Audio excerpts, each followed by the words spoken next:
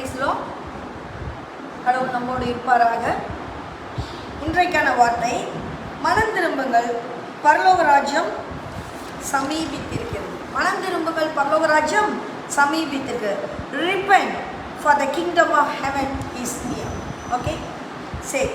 இதை பார்க்கறதுக்கு முன்னால் நாம் ஒரு நிமிடம் கடவுள்கிட்ட உங்கள் மனசை கொடுத்து, உங்களுடைய தலையை தாழ்த்தி, உங்கள் கண்களை மூடி ஒரே நிமிஷம் ஜெபம். தகப்பனே, நீர் வரும்போது சொன்ன வார்த்தை அப்பா இது, மனம் திரும்புங்கள், மனம் திரும்புங்கள். யாரோ ஒரு மனிதன் சொல்லவில்லை அப்பா, நீர் சொன்ன வார்த்தை. எங்களுடைய மனம் உன்பக்கமாய் திரும்பட்டும். எங்களுடைய பாவங்களை விட்டு நாங்கள் உன்பக்கமாய் திரும்ப நீர் எங்களுக்கு கிருபை செய்யலாம். உங்களுடைய வார்த்தை எங்களை மாற்றும். உங்களுடைய வார்த்தை எங்களுடைய இதயத்தில் கிரியை செய்யும். நாங்கள் மனம் திரும்பி உங்களுடைய ராஜ்யத்தில் பிரவேசிக்க நீர் எங்களுக்கு கிருபை செய்யலாம். இயேசுவின் மூலம் ஜெபங்கேறும் நல்ல பிதா, ஆமென். எனக்கு அருமையானவர்களே, நம்ம எவ்வளவோ ஜெபிக்கிறோங்க, எவ்வளவோ ஜெபிக்கிறோம் இல்லையா? நம்ம கிறிஸ்தவ மக்கள் ஜெபிக்கிற மாதிரி யாரும் ஜெபிக்க முடியும்? யாரும் ஜெபிக்க முடியுமா? இல்லை. வெரைட்டியாக ஜெபிக்கிறோம், வெரைட்டியாக ஜெபிக்கிறோம். மெழுகுவர்த்தி பற்ற வச்சு ஜெபிக்கிறோம். கலர் சாரியை மாற்றி வெள்ளை சாரி, கலர் ட்ரெஸ்ஸை மாற்றி வெள்ளை பேண்ட் சட்டை அப்படியெல்லாம் போட்டு ஜெபிக்கிறோம். முட்டி போட்டு நடந்து ஜெபிக்கிறோம், முட்டி போட்டு ஜெபிக்கிறோம், முட்டியிலே நடந்து ஜெபிக்கிறோம், மெழுகுவர்த்தி பற்ற வச்சு ஜெபிக்கிறோம், வேண்டுதல் செஞ்சு ஜெபிக்கிறோம். என்ன மாதிரி வெரைட்டி, ஆமாவா இல்லையா? ஆமா தானே? அப்போ இந்த ஜெபிப்பதற்கான அடிப்படை நோக்கம் என்ன? எதுக்காக அப்படி ஜெபிக்கிறோம்? ரீசன் வேணும் இல்லை? எதுக்காக ஜெபிக்கிறோம்? சிம்பிள், வேண்டுதல் நிறைவேறும், நம்ம ஆசீர்வதிக்கப்படணும். அதுக்கு தானே இப்படி ஜெபிக்கிறோம், ஆமாவா இல்லையா? அப்போ பைபிளில் எங்கேயாவது உண்டா? பைபிளில் எங்கேயாவது உண்டா உனக்கு கடவுள் ஆசீர்வாதம் வேணும்னா நீ வெள்ளை ஆடை உடுத்திட்டு தான் வந்து ஜெபிக்கணும்? இருக்கா? உனக்கு கடவுளுடைய ஆசீர்வாதம் வேணும்னா நீ மெழுகுவர்த்தி பற்ற வச்சு தான் ஜெபிக்கணும்? இருக்கா? உனக்கு கடவுளுடைய ஆசீர்வாதம் வேண்டாம் நீ முட்டி போட்டு இவ்வளோ தூரம் நடக்கணும்னு இருக்கா? அப்படி ஏதாவது பைபிளில் இருக்கா? அச்சச்சோ, அப்போ இவ்வளோ நாள் நம்ம பண்ணதெல்லாம் வேஸ்டா? இவ்வளோ நாள் நம்ம கஷ்டப்பட்டு பண்ணதெல்லாம் வேஸ்டா? எல்லாருக்கும் மனசுக்குள்ள அதான் ஓடிட்டு இருக்கு.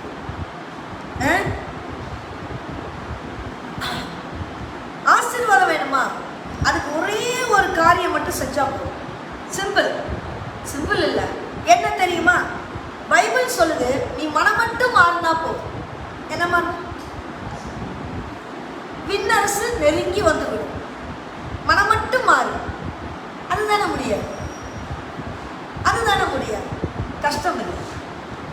நீ மனம் மட்டும் மாறாமல் வேற என்னென்ன லொட்டு லொடுக்கு பண்ணால் புரியுதா? கடவுள் கண்டு திறக்க மாட்டார். அப்புறம் நம்ம உட்காந்து சொல்றது, இங்கேருந்து இது வரைக்கும் முட்டி போட்டு நடந்து என்னை எவ்வளோ கஷ்டப்படுத்தி வந்த கடவுளை கண்ணை கொஞ்சமாச்சும் திறந்து பார்த்தியா? கேட்கறது கடவுள்கிட்ட கொஸ்டின். எதை மாற்றணுமோ அதை மாத்துறது இல்லை, ஆனால் இது பண்ணுறது. புரியுதா? அநியாயத்துக்கு மனம் மட்டும் மாற மாட்டார், மனம் மட்டும் மாற மாட்டார். எப்படி? அநியாயத்துக்கு சர்ச்சில் எல்லாம் எல்லாத்தையும் பார்த்தாலும் நல்லா இருக்கீங்களா, வணக்கம், வாங்க வாங்க உட்காருங்க, சரிங்க, அப்படியா, அப்படி அப்படி அப்படிம்பாங்க. வீட்டுக்குள்ள நம்பியார் வந்துடும், நல்லா இருக்கு. வீட்டுக்குள்ள பேசவே மாட்டாங்க. வெளியே எல்லாத்தையும் பார்த்து நல்லா இருக்கீங்களா, நல்லா இருக்கீங்களான்னு விசாரிப்பாங்க. வீட்டுக்குள்ள விசாரிக்க மாட்டாங்க. எல்லாத்துக்கும் தான் புரியுதா? எல்லாம் வீட்டுக்குள்ள விசாரிக்க மாட்டாங்க. கணவன் வந்து மனைவி வீட்டுக்குள்ள வந்து விசாரிக்க மாட்டாரு. வெளியே எல்லாம் சுத்திட்டு ஜாலியா பிசிச்சு பேசிட்டு அப்படியே சந்தோஷமா நடந்துக்கிட்டு சந்தோஷமா இருப்பாங்க. வீட்டுக்குள்ள வந்து மனைவிட்ட, என்னடி வந்து எவ்வளோ நேரம் ஆச்சு, இன்னும் ரெடி ஆகல, இன்னும் சாப்பாடு வரல, என்ன சாப்பாடு இது? ஆனா யாராவது வீட்டில் போய் சாப்பிடுவாங்க, அது நல்லாவே இருக்காது. உண்மைக்கு என்ன டேஸ்ட் தெரியுமா, சூப்பருங்க அப்படிம்பாங்க. அங்கே மட்டும் போய் சொல்லுவாங்க. மனைவி கஷ்டப்பட்டு செஞ்சிருப்பா, நல்லா இல்லாம நல்லா இருக்குமா, பரவாயில்லம்மா, கொஞ்சம் உப்பு பத்தலம்மா, கொஞ்சம் காரம் ஜாஸ்தி வேணுமா அப்படின்னு சொன்னா மனைவிக்கு எவ்வளோ சந்தோஷம் வரும். ஆனால் வீட்டுக்குள்ள எப்படி இருப்பாங்க? மனைவி மாறுங்க வெளியே அக்கா நல்லா இருக்கீங்களா, அண்ணா நல்லா இருக்கீங்களா,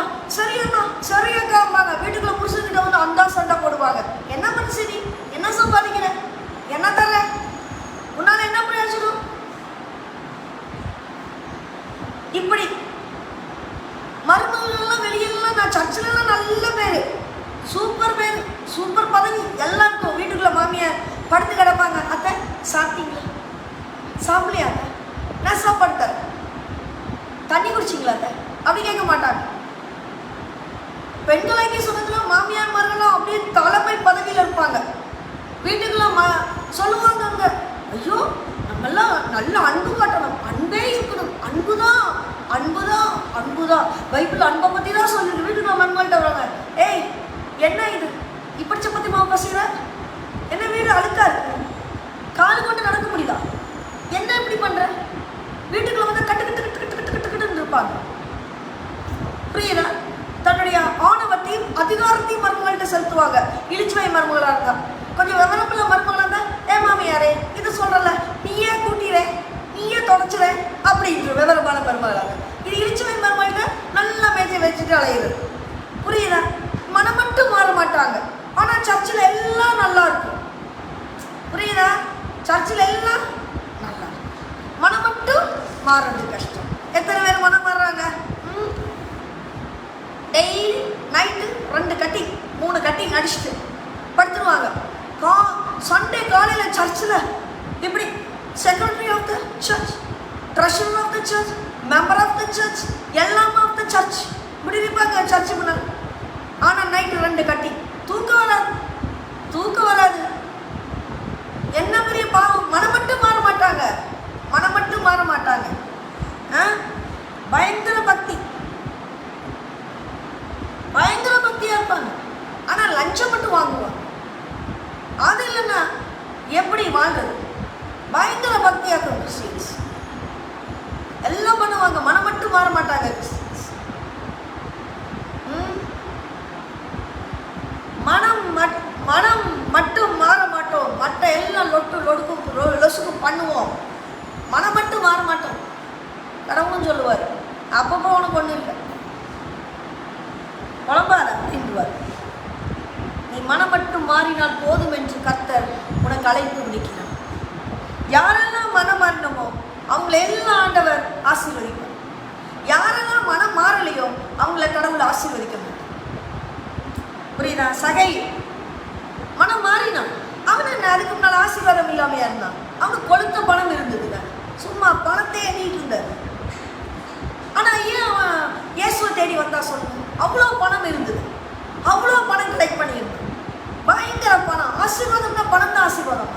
யோசிங்க, மூட்டை மூட்டையா பணம் இருக்குது. எனக்கு தெரிஞ்சது ஒருத்தர் அடிக்கடி சொல்லுவேன், மூட்டை மூட்டையா பணம் அவருக்கு, லஞ்சமா வாங்கி வீடு நடத்திடுறாரு, எத்தனையோ கோடிகள், அவருக்கே எங்கெங்கெல்லாம் நிலம் இருக்குன்னு தெரியாது. அவருடைய ஒரு பையன் அனாதையான ரோட்டில் அடிபட்டு செத்துப்பான். ஆனா எங்க போகணும், எங்க யாருக்கு என்ன வேணும்? சேர்த்து வச்ச பணம் எதுக்கு? சொல்றது புரியுதா? பணம் மட்டும் ஒரு மனிதனுக்கு நிம்மதி இல்லை, பணம் மட்டும் ஒரு மனிதனுக்கு ஆசீர்வாதம் கிடையாது. அப்படின்னா சகையை எதுக்கு இயேசுவை தேடி வந்தான்? அவனுக்கு பணம் போதும் இருந்தா, பணம் தான் ஆசீர்வாதம்னா, பணம் எல்லாத்தையும் அவனுக்கு தருதுன்னா எதுக்காக அவன் மரத்து மேலே ஏறி கவுந்து அடிச்சு இயேசுவை பார்த்தான்? சொல்லுங்க. அவனுக்கு நிம்மதி இருந்திருக்க, அவனுக்கு அந்த பணத்தினால நிம்மதி இருந்திருக்க. அவன் ஓடி வரான்.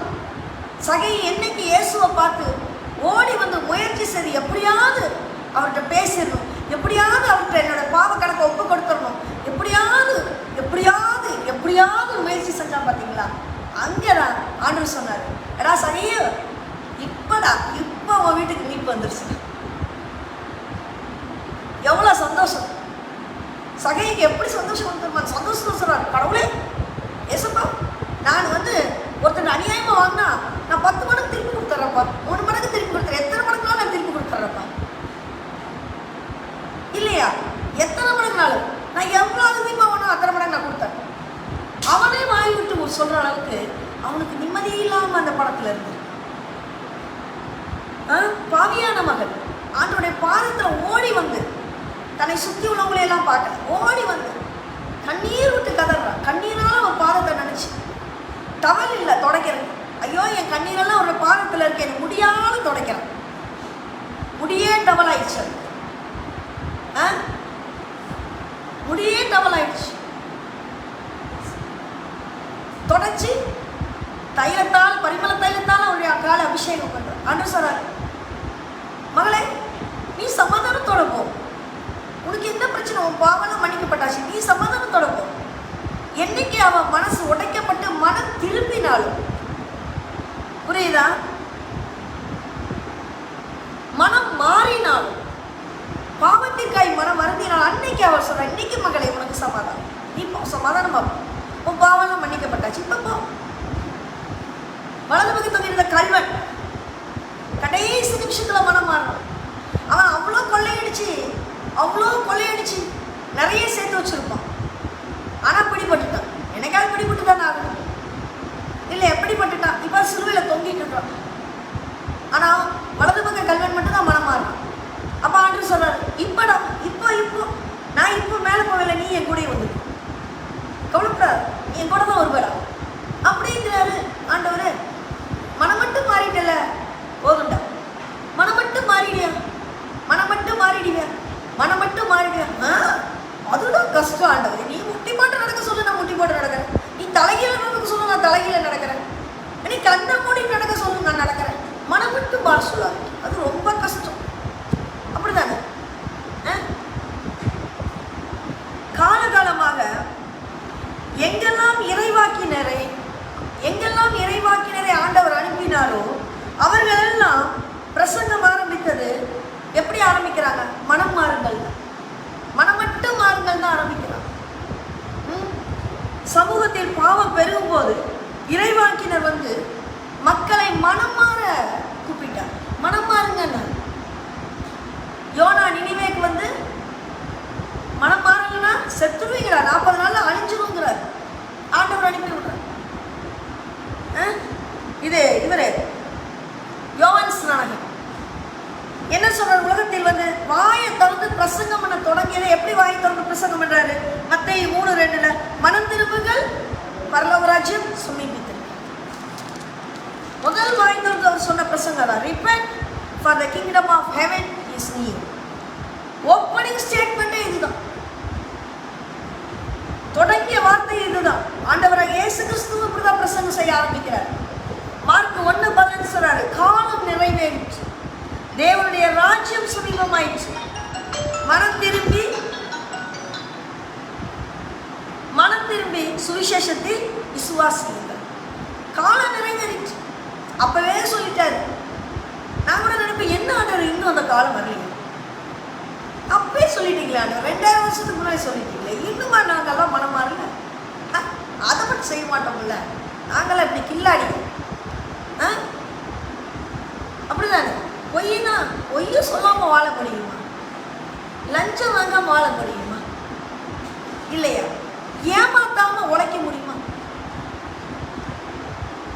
அதுதான் ஒரு கிக்கே. இன்னைக்கு ஒரு கடைக்கு போனா ஷூட் போட்டுக்கிறது பாரு, குழந்தைங்க அதை திருடுன்னு சொல்றதில்ல.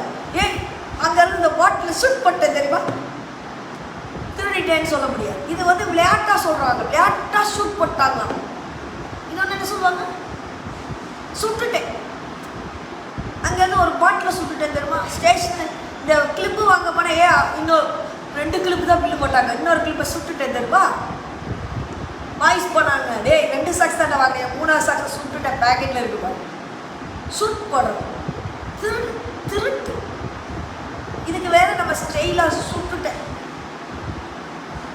இதெல்லாம் இல்லாமல் நம்மளால வாழ முடியும், மனம் மாற முடியும். ஆனால் இயேசு சொல்றாரு, மனம் மாறிட்டோமா, அதுக்கு மேலே நீங்கள் மனம் மாறிட்டீங்கன்னா அதுக்கு மேலே உங்களுக்கு ஒரு தண்டனை இல்லை, அதுக்கு மேலே ஒரு கேள்வியும் இல்லை, அதுக்கு மேலே அழிவும் இல்லை.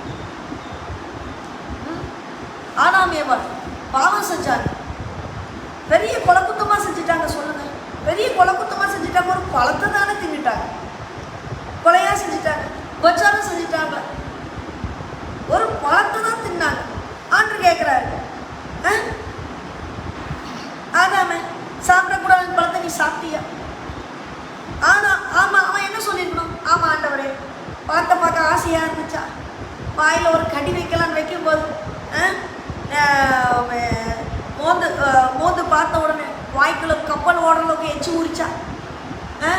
அப்போ நமக்கு ஒரு கடி கடிச்சா சந்தோஷமா தெரியாமல் சாப்பிட்டாண்டவரே, சரி இந்த ஒரு மாத்திரம் மட்டும் மன்னிச்சுக்கோங்க, இனிமேனா இவ்வளோ வரைக்கும் சாப்பிட மாட்டாண்டவரே அப்படின்னு சொல்லி நான் மன்னிப்பு கிடைச்சிருக்குமா இல்லையா? ஆனால் இவன் என்ன சொல்கிறான், நான் கடவுளை, நான் உங்கள் கூட வந்துக்கிட்டு நடந்துக்கிட்டே தானே இருக்கிறேன், உங்கள் நிலநாட்டம் பின்னாலே வந்துருக்கேன். நானும் எவ்வளோ டீசன்ட் பார்ட்டி, என்னைக்காவது அந்த படத்தை நான் கேட்டுருக்கேன் உங்ககிட்ட. நான் எவ்வளோ பெரிய டீசன்ட் பார்ட்டி. இந்த நீ எனக்கு கொடுத்தீரே துணை என்னும் இணை என்னும் ஒருத்தியர் இல்லையா, இந்த டியர்னு இவ தான் எனக்கு தந்து இவ என்னைய சாப்பிட சொல்லிட்டான். ஆறாம் கையை கழுவி யார் மேலே ஊற்றிட்டார்? ஏவாள் மேலே ஊற்றிட்டார். சரி, ஏவாள்கிட்ட கேட்குறான், ஏவாள் என்ன? ஏவாள் உடனே, கடவுளை உங்களுக்கு தெரியாத நானும் ஒரு டீசென்ட் பார்ட்டி, நானும் எவ்வளோ ஒரு பெரிய டீசென்ட் ஆள் தெரியாது. நான் என்னைக்காவது கேட்டிருக்கேனா இதை? இந்த பாம்பு என்னை வந்து சாப்பிடுன்னு சொல்லிடுச்சு. ஏவாள் கையை கழுவி பாம்பு மேலே ஊற்றிட்டு கடவுள் பார்த்தார், நீ ஏன் நான் மனம் திரும்பவே மாட்டேங்கிறான். தூக்கி தள்ளி விட்டார் எதத்தோட. எப்படி பாரு, மனம் மட்டும் மாறினா போதும், அதை தான் செய்ய மாட்டோம் இல்லையா? 2 பேர் குற்றப்பலிகளை ஏற்றுக்கொள்ளவில்லை. குற்றப்பலிகளை ஏற்றுக்கொள்ளணும். நம்ம குற்றம் செஞ்சால் அதை ஏற்றுக்கொள்ள வேண்டும். அந்த பக்குவம் வரணும் நமக்கு. ஒருவர் மேல் ஒருவர் பழியை போடுவோம். கணவன் மனைவி மீது கணவன் என்ன பண்ணுறது, இவன் சரியில்லை. இந்த தண்ணி அடிக்கிறவங்களாம் போய் கேட்டு பாருங்களேன், எப்போ கல்யாணம் பண்ணணும் கொண்டாட்டின்னு ஒருத்தி வீட்டுக்கு வந்தால ராட்சசி, அதான் இப்படி தண்ணி அடிச்சுக்கிட்டு கணவன் மனைவி மீது, மனைவி கணவன் மீது, மனைவி கணவன் மீது இவன் சரியில்லை, இவன் எனக்கு ஒன்றுமே செய்ய மாட்டேங்கிறான், இவன் என்னை நினைக்கவே மாட்டேங்கிறான், இவனுக்கு ஹெல்ப் பண்ணவே மாட்டேங்கிறான். மனைவி கணவன் மீது, பெற்றோர் பிள்ளைகள் மீது, பிள்ளைகள் பெற்றோர் மீது இன்னைக்கு எப்படி போட்டு பழிய போட்டுட்டு இருக்கிறோம்.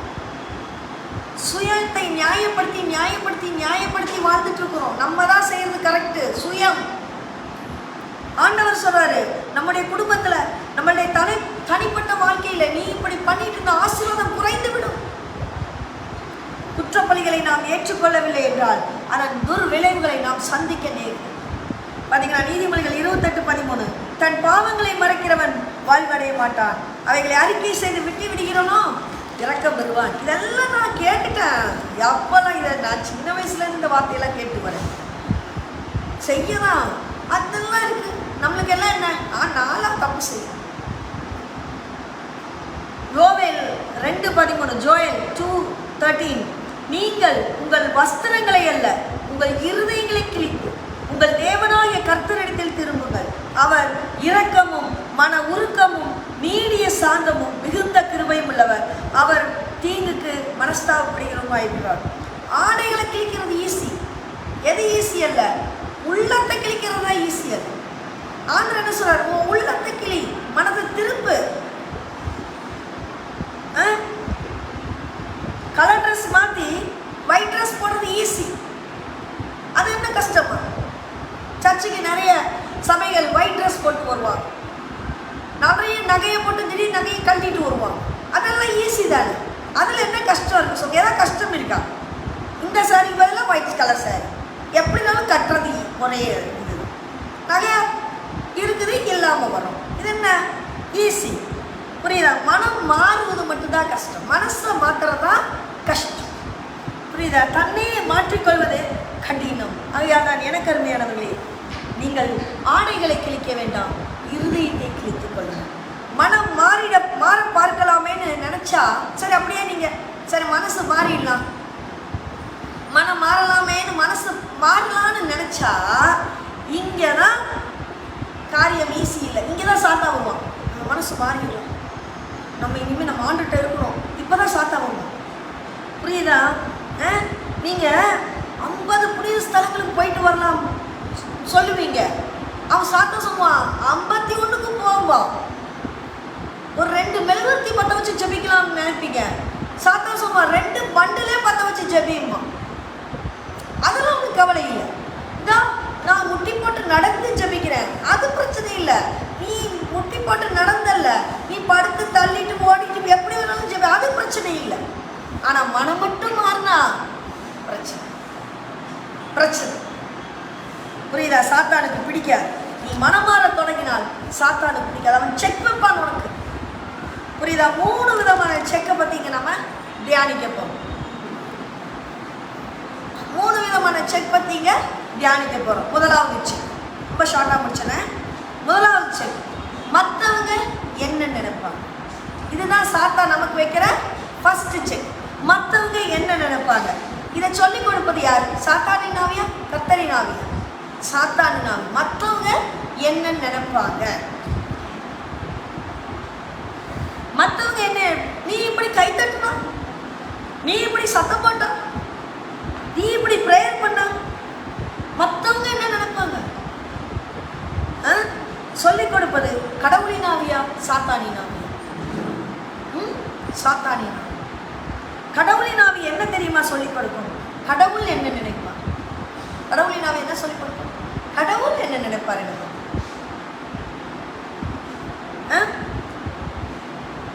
தன் வேலையில் ஜாக்கிரதையாய் இருப்பவனை கண்டால் அவன் கர்த்தருக்கு முன்பாக நிற்கிறான். தன் வேலையில் அசத்தியாய் இருப்பவன் பார்த்தால் அவன் நீசனுக்கு முன்பாக சாத்தானுக்கு முன்பாக நிற்கிறான். இதை சொல்லிக் கொடுக்கிறது யார்? கர்த்தரின் ஆவி. சாத்தான் என்ன சொல்லுவான்? அவன் ஒழுக்கமா சம்பளமா தரா, அவளுக்கு எதுக்கு வேலை செய்யணும், நீ பாட்டுக்கு ஜம்மு ஜம்முன்னு உட்கார்ந்துரு. என்ன இது சொல்லிக் கொடுக்கிறது யார்? சாத்தான். கரெக்டா? அவன் என்ன நமக்கு என்ன என்ன பெனிஃபிட் பண்ணிட்டா? நம்மளுக்கு ஒரு நாள் லீவ் கொடுக்குறதுக்கு என்ன கற்றுக்கத்துனா? அவளுக்கு எதுக்கு நம்ம செய்யணும்? வா நம்ம ஜாலியா. அவன் கிடக்குற அவன் கிடக்குற அவன் யாரு? ஓனர். நம்ம ஜாலியா இருக்கும். ஆனா ஓனர் பார்க்கும்போது மட்டும் வேலை செய்யற மாதிரி நடிக்கும். 1 + 1 = 2 நிறைய டீச்சர்ஸ் பார்க்கும்போது வேலை செய்யணும். இது யார் சொல்லிக் கொடுக்குறா? பார்க்கும்போது மட்டும் வேலை செய்யணும். யார் சொல்லித்தர? கடவுளாவி எப்படி சொல்லுது? மேலே நான் பார்த்துட்டே இருக்கேன், உண்மையும் உத்தமமாயிரும். எப்போ எஜமானுக்கு கீழ்ப்படிதல் சொல்லித்தரது யாரோட? கர்த்தருடைய. அவனுக்கு கீழ்ப்படியாத அவன் என்ன பெரியவனா அப்படின்னு சொல்லித்தரது யார்? சாத்தானி. உன் மனைவி நேசி அப்படின்னு சொல்லித்தரது யாருடைய?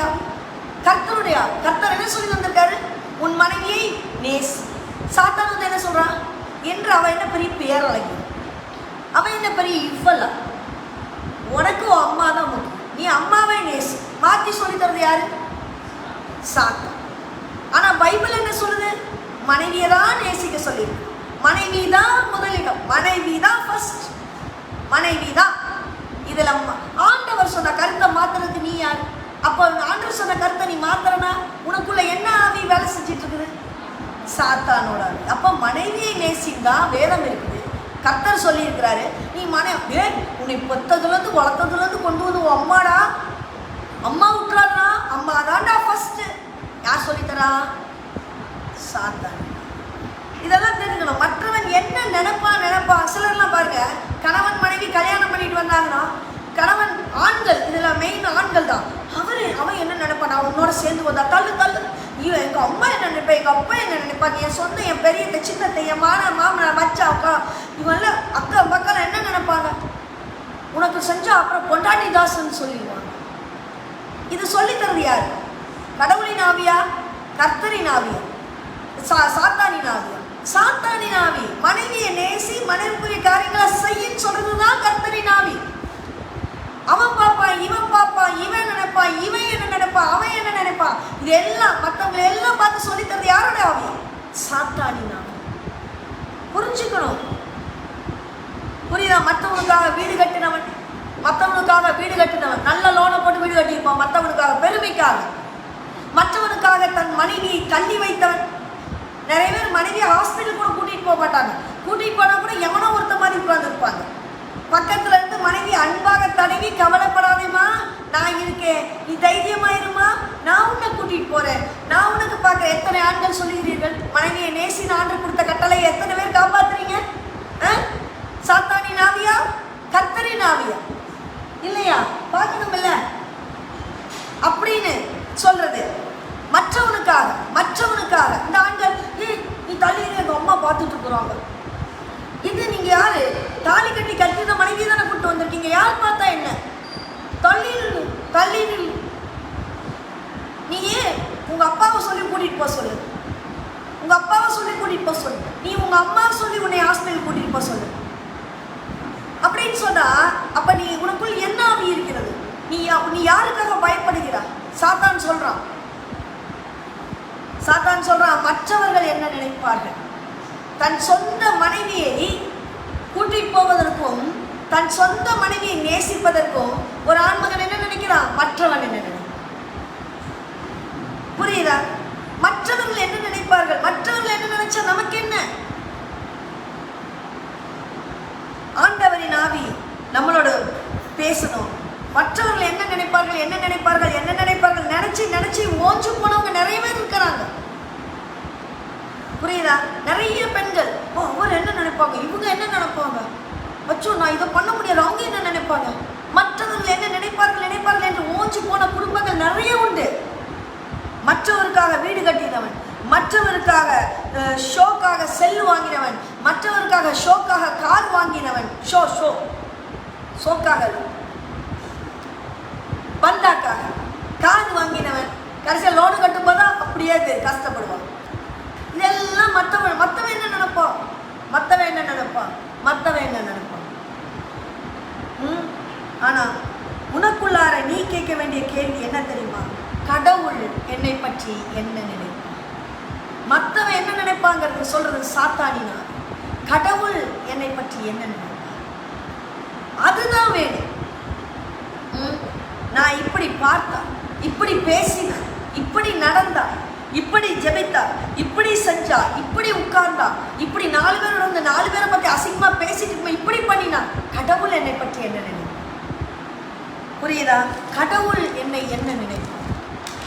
இதுதான் கலாத்தியர் 1:10 சொல்லுது, இப்பொழுது நான் மனுஷரையா தேவனையா யாரை நாடி போதிக்கிறேன், மனுஷரையா பிரியப்படுத்த பார்க்கிறேன். நான் இன்னும் மனுஷரை பிரியப்படுத்துகிறவனா இருந்தால் நான் கிறிஸ்துவின் ஊழியக்காரன் அல்லவே. போல் சொல்றேன், நான் மனுஷரையா கடவுளையா யாரை பிரியப்படுத்தும்? நீ நடக்கிறத பார்த்து பழகிறத பார்த்து ஊர்க்காரங்க கை தட்டும், கடவுள் கை தட்டுவாரா? கடவுள் கை தட்டுவாரா? யோசேப்பு பாருங்க, எப்பவும் கடவுள் பார்க்கிறாரு, உண்மை உத்தமமா செஞ்சான். எஜமா பார்க்கிறான்னு செய்யுது, கடவுள் பார்க்கிறான்னு செஞ்சான். யோசேப்பு உயர்த்தப்பட்டார். லூக்கா 16:13 ஒரே நேரத்தில், இது எல்லாத்துக்கும் தெரிஞ்ச விஷயம், 2 எஜமான கூலியை செய்ய முடியாது. 2 எஜமான கூலியை செஞ்சா உண்மையா இருக்க முடியுமா? ஒரே எஜமானுக்கு நியாயமா இருப்போம், ஒரே எஜமானுக்கு துரோகம் பண்ணுவோம், கண்டிப்பா அதை செய்வோம். ஏன் ஒரே நேரத்தில் 2 எஜமானுக்கு வேலை செய்யணும்னு நினைக்கிறோம்? அங்க பணம் வருது, இங்க நேம் வருது இல்லையா, இங்க இன்ஃப்ளூயன்ஸ் கிடைக்குது. ஆண்டவர் சொல்லுகிறார், 2 எஜமானுக்கு வேலை செய்ய முடியாது, சாத்தானுக்கு வேலை செய்ய முடியாது, கடவுளுக்கு வேலை செய்ய முடியாது. நீ ஒருத்தருக்கு தான் இருக்க முடியும். 2வது செக், காலம் தாழ்த்துவது. 2வது செக், காலம் தாழ்த்துறது. இதுதான் நமக்கு ரொம்ப சூட்டபுளான விஷயம் எப்பவுமே இல்லையா. 2வது சாத்தான் சொல்லித்தர விஷயம் என்ன தெரியுமா? இப்ப வேண்டாம், இப்ப வேண்டாம், இப்ப வேண்டாம், அப்புறம் பண்ணிக்கலாம், அப்புறம் பண்ணிக்கலாம், அப்புறம் பண்ணிக்கலாம். காலம் தாழ்த்தி போடுதல். இதை சொல்றது சாத்தானின் ஆவியா கடவுளின் ஆவியா? சாத்தானின். காலம் தாழ்த்துவது சாத்தானுக்கு. இப்போ இப்ப படி, இப்ப எழுது, இப்ப பண்ணு, இப்ப வேலைக்கு போ, இப்ப பண்ணு, இப்ப நல்லது செய். இதுதான் ஆண்டவருக்கு சொல்லித்தரணும். புரியுதா? காலம் தாழ்த்துவது சாத்தானுக்கு. கடவுளுக்கெல்லாம் இன்று, இப்பொழுது. இன்று நீ என்னுடனே கூட பரதேசியில், இன்னைக்கு உனக்கு மீட்பு வந்தது மகன். சகையில் இன்னைக்கு உன்னோட வீட்டுக்கு ரட்சிப்பு வந்ததுடா. இன்று உனக்கு சமாதானம். கடவுள் எல்லாம், கடவுளுக்கு எல்லாம் இன்று இப்போது, சாத்தானுக்கு எல்லாம் நாளை நாளை நாளை. புரியுதா? ஆண்டவரிடம் திரும்பி வர காலம் தாழ்த்தார். நாட்களை தள்ளி போடாது. ஆண்டவருடைய கோபம் திடீரென்று பொங்கியது. அவர் தண்டிக்கும் காலத்தில் நாம் அழிந்து போவோம். யூதாஸ் காரியோத்து பாருங்க, காலம் தாழ்த்திட்டார் ஆண்டுகிட்ட வரதுக்கு. எப்படி அவன் முகத்துல முழிப்பேன், துரோகி ஆயிட்டனே அப்படின்னு காலம் தாழ்த்தான் வைக்கிறான் சாத்தான். ஏன்னா அவனுக்குள்ள அந்த சாத்தான் வேலை செய்யும். எப்படி அவன் முகத்துல முழிப்பேன், காலம் தாழ்த்த வைக்கிறான். காலம் தாழ்த்தினதினால் அவனால் ஆண்டிடம் திரும்பி வர முடியவில்லை, சூசைட் பண்ணிட்டான். அந்த 30 வெள்ளிக்காசு அவனுக்கு பிரயோஜனம். ஆனா பேதுரு பாருங்க, காலம் தாழ்த்து, எப்படி ஆண்டுடைய முகத்துல முழிப்பேன் காலம் தாழ்த்தல. ஆண்டுகிட்ட போயிட்டு ஒப்பாரி வச்சுக்கலாம், அவ்வளவுதான். தப்பு பண்ணிட்டோம், தப்பு பண்ணிட்டோம், அது 100% ஷுர். அவர்கிட்ட போய் ஒப்பாரி வச்சு, ஆண்டுகிட்ட ஓடி போய் ஒப்பாரி. காலம் தாழ்த்து செய்வது நம்மளுடைய பிராணன் போறது. சாத்தான் நம்மை ஆண்டவரிடம் பிரிப்பதற்கானது. புரியுதா? ஆகாப் ராஜா தன் மனைவி அந்நிய தெய்வங்களை வணங்குகிறாள், அந்நியர்களை இது பண்றா, எல்லாம் பண்றான். இவனுக்கு தெரியுது, ஆகாப் ராஜா தெரியுது அது தவறு என்று. ஆனாலும் அந்த மனைவியின் பின்னால் சென்று அந்த அந்நிய தெய்வங்களை வணங்கி கடைசியா ஆண்டவரை விட்டு விட்டான். காலம் தாழ்த்தினான். ஆண்டவரும் பொறுத்து பார்த்தான். வந்தபாடிலே அழிவு, மகா அழிவாய் கோரமாய்.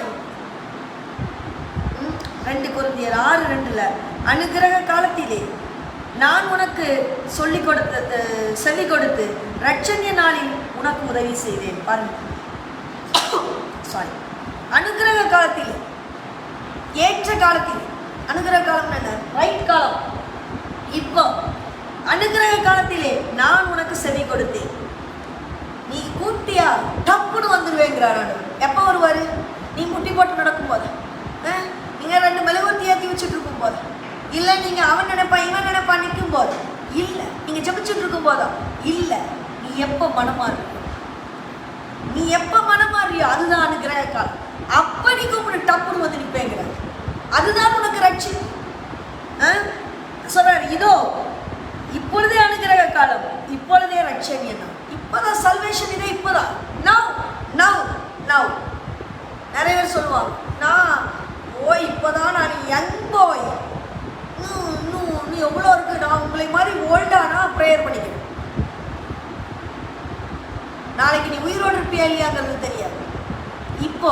இப்போ இது நெஜம், இப்போதான் நெஜம். இந்த நிமிஷம் நீ ஆண்டவரை திட்டு, உன் பாவங்களை விட்டு மனசால திரும்ப. தப்பு ஆண்டவரே, பேதுரு ஓடி வந்தார் பத்தியா, தப்பு பண்ணிட்டேன் ஆண்டவரே, தப்பு பண்ணிட்டேனே, 3 முறை உங்களையே நோன்னு சொல்லிட்டேனே, தெரியலன்னு சொல்லிட்டேனே, தப்பு பண்ணிட்டேன் கதறாரு பார்த்தீங்களா பேதுரு. அந்த நிமிஷம் அதுதான் பேதுருவின் தாயார். பேதுரு தான் தலைக்கல்லான். பேதுருவில் தான் ஃபர்ஸ்ட் பிஷப். பேதுருவை தான் ஆண்டவர் முதலாவது தெரிந்தெடுக்கிறான். நீ தாண்டா எல்லாம், என் மேலே அன்பு வச்சிருக்கேடா பேதுரு, வச்சிருக்க ஆண்டவர். டே பேதுரு, என்ன நேசிக்கிறாயா? நேசிக்கிறேன் ஆண்டவர். பேதுரு, நேசிக்கிறாயா? என்ன ஆண்டவர் இப்படி திருப்பி கேட்டீங்களே? அழுகிறாரு. அந்த அளவு பாசம் ஆண்டவர். ஏன்னா அவன் தப்பு பண்ணாலும் ஓடி வந்துடுறாரு இயேசுகிட்ட. தள்ளி போறது இல்லை. யூதாஸ்காரிய தப்பு பண்ணி தள்ளி போய்விட்டான். நாளை நாம் இருப்போமா இல்லையா நமக்கு தெரியாது. இன்றைய கர்த்தரின் நாள், இன்றைய ரட்சிப்பின் நாள். நாளை என்று நாட்களை தள்ளி போடாதீர்கள். இன்றே கர்த்தரிடம் திரும்புவோம். 3வது செக் அவன் என்ன வைப்பானா, கடவுளிடம் நெடுங்கினாலே பிரச்சனை. 3வது செக் பாயிண்ட் சாத்தா சொல்லணும். நிறைய பேருக்கு ஒரு எண்ணம் உண்டு, கடவுளை தேடத்தான் பிரச்சனை. நீ கடவுளை தேடும் போது உனக்கு பிரச்சனை வரும் என்று சொல்லித் தருவது கர்த்தரினாவியா சாத்தானினாவியா? சாத்தானினா. கடவுளை தேடினா பிரச்சனை வரும். பாருங்க, அவன்லாம் கடவுளை தேடுறதே இல்லை. அவன்லாம் பாருங்க கடவுளை நினைக்கிறதே இல்லை. அவன் அநியாயம் பண்ணுறான், லஞ்சம் வாங்குறான், பொய் சொல்கிறான், அவன் நல்லா தவிர்த்துக்கப்படுறான். அவனுக்கு பாருங்க, அவனுக்கு கார் என்ன, பங்களா என்ன, அவன் பதவி என்ன, சந்தோஷமா இருக்கிறான் புள்ள குட்டியோட. அவன் நான் கடவுளை நினச்சி இங்கே தேய்ச்சிக்கிட்டு இருக்கிறேன். இதை சொல்லித்தரது யார் சொன்னா கடவுளை தேடினா உனக்கு கஷ்டம்னு? இந்த எண்ணத்தை யார் போடுறா உங்க பிரெயின்ல? சாத்தான். புரியுதா? சாத்தான் போடுறான் இந்த எண்ணத்தை பிரெயின்ல. நீ கடவுள்கிட்ட வரக்கூடாது என்பதற்காக, நீ ஒரு பெரிய டிஸ்டன்ஸ் மெயின்டைன் பண்ணணும் என்பதற்காக உன் காதிலே பிசாசு போடுகிற தப்பான கொள்கை. புரியுதா? சாத்தான் சொல்லுவான், இப்படிதான் சொல்லுவான். இதெல்லாம் சொல்லித்தரது சாத்தானினா, கடவுளின் ஆவியர். காரணம் ரோமர் 8:28 சொல்லுது, அன்றியும் அவருடைய தீர்மானத்தின்படி அழைக்கப்பட்டவர்களாய் தேவனிடத்தில் அன்பு கூறுகிறவர்களுக்கு சகலமும் நன்மைக்கு எதுவாய் நடக்கிறது என்று அறிந்தீர்கள். அப்ப தேவனிடத்தில் அன்பு கூறுறவங்களுக்கு என்ன கிடைக்குது? சகலமும் நன்மை கிடைக்கும். நம்ம இந்த சாத்தானோட வார்த்தைக்கு அப்பப்ப காது, அப்படியா கர்த்தரை தேடணும் கஷ்டம் வருதா? நான் கர்த்தரையே தேடலை, நான் கஷ்டங்கள்லாம் வாழ்ந்துக்கிறேன்ப்பா. யாருக்கு செவி கொடுக்குறோம்? புரியுதா? கடவுள் தமக்கென்று தெரிந்து கொண்டவர்களுக்கு அனைத்தும் நன்மைக்காகவே செய்வார். மனம் மாறணும், அதுதான் கடவுள் சொல்லி தருகின்ற விஷயம். புரியுதா? இந்த மனம் மாறலைன்னா, மனம் மாறுறது அவ்வளோ கஷ்டம் இல்லை, ரொம்ப கஷ்டம், கொஞ்சம் கஷ்டம் இல்லை. மனம் மாறும்போது யார் வருவா? சாத்தான். ஐயோ, ஒரு ஜீவன் மாறும்போது என்னை விட்டு போதா. இப்போ எப்படி போனால் நான் கஷ்டப்படுறேன், கூட இருக்கிறவங்க போனால் கஷ்டப்படுறவங்கள, அது மாதிரி சாத்தானுக்கு கஷ்டமாக இருக்கும் இல்லை? ஐயோ, ஒரு ஜீவன் போதா, கடவுள்கிட்ட விடக்கூடாது, புட்டி. அதுதான் இத்தனை எண்ணங்களை தருகிறது. என்ன காலம் தாழ்த்துறது? 3 விஷயம் சொல்லி கொடுத்த. என்ன விஷயம்? காலம் தாழ்த்துறது, கடவுள்கிட்ட நெருங்கினாலே பிரச்சனைன்னு சொல்லி தருது, அடுத்தவன் என்ன நினைப்பான் இதை சொல்லி தருது, அடுத்தது இன்னொன்று பண்ணுவான். அதாவது இது இல்லை, 3 விஷயம் தான் இதில் சொல்லியிருக்கிறேன். நீங்கள் தூங்கும்போது உங்கள் எண்ணங்களிலே விதையை விதைத்து விட்டு போவான். உங்களுடைய இச்சைகளை தூண்டுகிற மாதிரி உங்களுக்கு எதெல்லாம் தலைக்குள்ள வச்சுட்டு போவோம், அதையெல்லாம் தாண்டி நீங்கள் ஜெயிச்சு நிற்கணும். அதை தான் ஆண்டவர் சொல்கிறார். மனமரம வரணும். அப்போ சொல்லுவார் ஆண்டவர், வருத்தப்பட்டு கூப்பிடுவார், வருத்தப்பட்டு பாரம் சுமக்கிறவர்களே வாங்க, நான் உங்களுக்கு இளைப்பாறுதல் தருவேன், நான் உனக்கு இளைப்பாறுதல் தருவேன், வா எங்கிட்ட வா, உன்னை எப்படி நடத்தி போவேன் தெரியுமா? பசும்புல்லண்டையில் நடத்தி செல்வேன், மேய்த்து செல்வேன், கண்ணீரண்டை கூட்டிட்டு போவேன், உனக்கு ஒரு கஷ்டமும் இருக்காது, உன்னை நல்லா நான் பார்த்துப்பேன்னு ஆண்டவர் சொல்லுவார். ஒரே ஒரு விஷயம் நம்ம பண்ணணும், மனம் விரியன் பாம்பு குட்டிகளே, கர்த்தருடைய கோபத்திற்கு ஆளாகாதீர்கள். யோவான் சாமி வாய் திறந்து சொல்றார், விரியன் பாம்பு, விரியன் தெரியும்ல, கட்டு விரியன் பாம்பு தான்.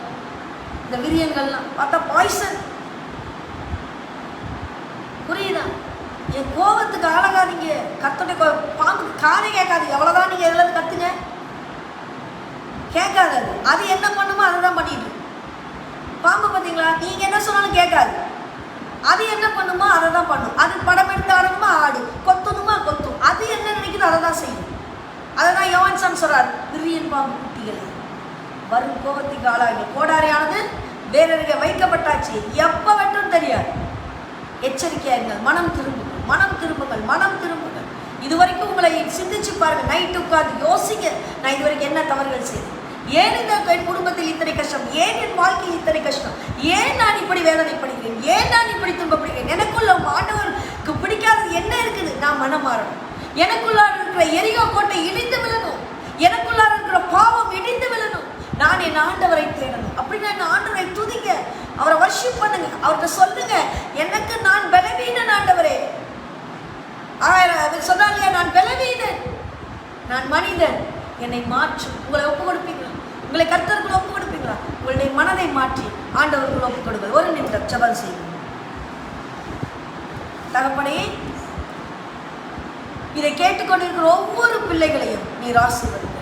யாரெல்லாம் தகப்பனே நான் பலவீனன், இதோ நான் குடிக்க கூடாதுன்னு நினைக்கிறேன், ஆனா குடியில போய் விழுந்து கிடக்கிறேன், என்னை பார்க்கிற என் பிள்ளைகள் அசிங்கப்படுகிறார்கள், என்னை பார்க்கிற என் பிள்ளைகளின் கண் முன்னால் நான் கேவலமாய் நிற்கிறேன், ஆனாலும் என்னால் இந்த பலவீனத்தை விட்டுவிட முடியவில்லை, எனக்கு உதவி செய்யும். நான் அந்த பலவீனத்தில் விழுந்து போய் சாகாதபடிக்கு என்னை காத்துக்கொள்கிறா. எத்தனை உள்ளங்கள் உம்மண்டை வேண்டுகிறதோ அத்தனை உள்ளங்களுக்கும் நீ பலன் தந்து ஆசீர்வதிப்பீரா. தகப்பனே, எத்தனை உள்ளங்கள் ஆண்டவரே குழந்தை பாக்கியம் இல்லாமல் இருக்கிறேன், எனக்கு குழந்தை கொடுங்க கதறுகிறார்களோ அத்தனை பேருக்கும் குழந்தை தாங்க ஆண்டவர். எத்தனை உள்ளங்கள் தகப்பனே, நான் என் மனைவியை அறியாமல் தள்ளிவிட்டு விட்டேனே, என் மனைவியின் மீது அன்பு செலுத்தாமல் இத்தனை காலங்கள் வாழ்ந்து விட்டேனே, ஐயோ என் மனைவியை அன்பாய் நான் எங்கும் கூட்டி செல்லவில்லையே, அன்பாய் ஹாஸ்பிட்டல் கூட போய் என்னம்மா உனக்கு பிரச்சனை, மனதார அவள் தலையை தடவி ஒரு தந்தை போன்று ஒரு தாயை போன்று அவளிடம் அன்பு காட்டாமல் வாழ்ந்து வந்து விட்டேனே என்று கதறுகிற உள்ளங்களை நீ மாற்றுகிறார், நீர் அவர்களை ஆசீர்வதிப்பீராக. தகப்பனே, நீ ஒவ்வொருடைய உள்ளத்திலும் கிரியை செய்வீர் என்று விசுவாசம் இயேசுவின் மூலம் ஜெபம் நல்ல பிதாவே, ஆமென். எனக்கு அருமையானவர்களே, கோட்டி யூடியூப் அன்ஷேக்கல்டு மினிஸ்ட்ரி சப்ஸ்கிரைப் பண்ணுங்க, ஷேர் பண்ணுங்க, லைக் பண்ணுங்க, ஷேர் பண்ணுங்க, கைஸ். தேங்க்யூ.